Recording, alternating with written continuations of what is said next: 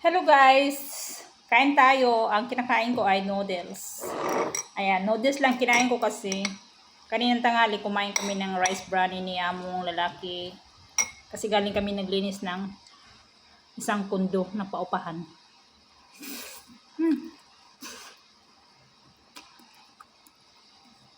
Init. Kanina magkausap kami ni amo, babae na sa London. Tinanong ko kung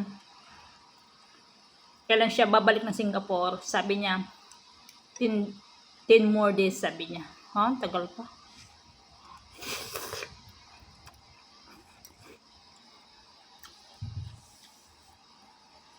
Wala na akong bigas, guys. Noodles na lang. Isang araw, bumili ako ng bigas ng kilo. Pira ko. Kasi nauubos na yung pira ni amo dito sa kakabili-bili. Hindi naman para sa akin, para naman dito sa bahay.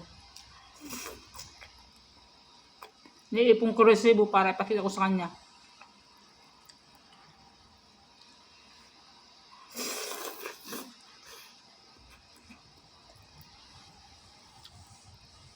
Sarap pala ito noodles na to. Ibang ano siya, ibang Korean meal. Original kasi ito from Korea eh.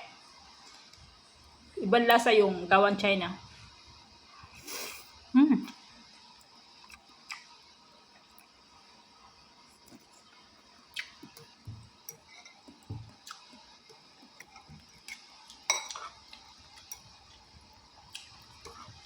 Sarap niya. Bukas ano naman kaya kakainin ko. Wala ng bigas.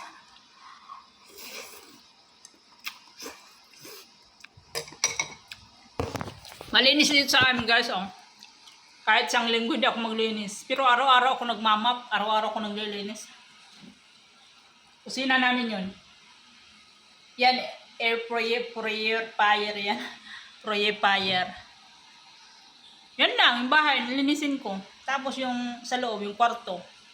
Malinis na yan, walang mga kalat sa loob. Tsaka ito. Yun, pinto papunta sa labas. Yung kwarto ko, nandito sa pagpasok ng kusina, magli-left side, yun ang kwarto ko doon.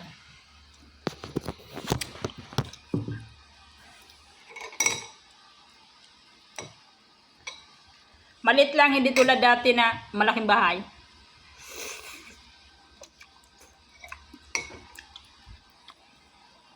Yung dati, yung sa kabila, mapagod ka palang sa hagdan eh.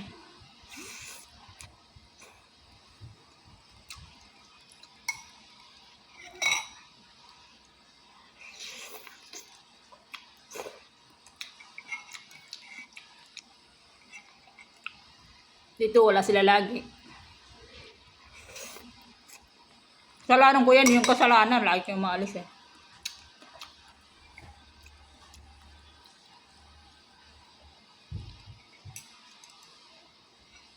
May bata doon. Sabi ni Pedro, mamaya daw siyang gabi darating. Tinarahan ko na lang ng noodles.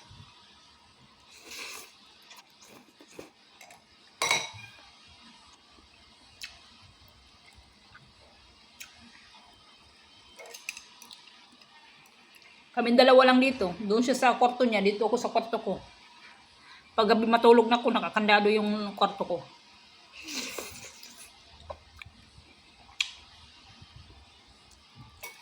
Di ba siya makapagbuli sa akin?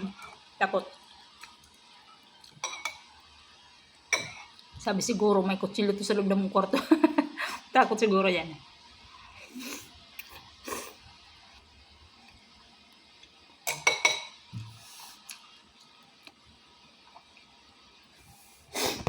Init guys. Sarap makain eh.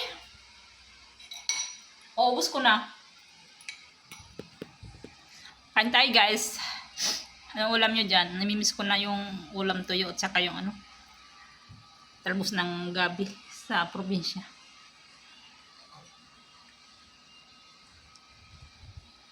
Yun ang masarap na ulam. Daon ng gabi at saka tuyo, di ba?